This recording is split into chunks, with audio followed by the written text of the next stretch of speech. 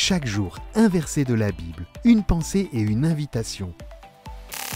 Plus de power avec Léo. As-tu déjà remarqué à quel point nos pensées peuvent influencer notre humeur, nos paroles ou nos actions? C'est-à-dire, les pensées sont comme le moteur de notre esprit. Elles peuvent nous propulser vers le haut ou nous entraîner vers le bas. Alors, comment pouvons-nous garder des pensées sur la bonne voie? Notre texte biblique d'aujourd'hui, tiré de Philippiens chapitre 4, verset 8, nous rappelle l'importance de nos pensées. Au reste, mes frères, que tout ce qui est vrai, tout ce qui est digne, tout ce qui est juste, tout ce qui est pur, tout ce qui est aimable, tout ce qui mérite l'approbation, ce qui est moralement bon et digne de louange, soit l'objet de vos pensées. L'apôtre Paul nous encourage à concentrer nos pensées sur tout ce qui est noble et digne de louange. Et peut-être tu te dis, oui merci Léo, mais comment pouvons-nous contrôler nos pensées et les orienter dans la bonne direction?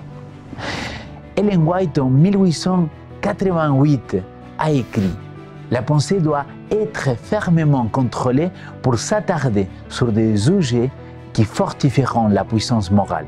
Nous devrions discipliner la pensée à s'engager dans une voie saine et ne pas lui permettre de s'étendre sur des sujets mauvais.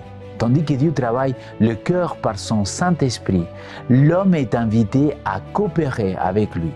Les pensées doivent être tenues en bride, retenues pour leur éviter de bifurquer et de contempler des choses qui ne feront qu'affaiblir et souiller l'âme. Les pensées seront gardées pures comme les méditations de cœur, si l'on veut que les paroles qui sortent de notre bouche soient acceptables pour le ciel et édifiantes pour nos proches. Mon ami, en résumé, nos pensées ont un pouvoir énorme sur notre vie.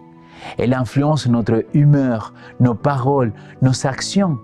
Si nous voulons vivre une vie qui reflète tout ce qui est digne de louange, alors nous devons amener toute pensée captive à Christ.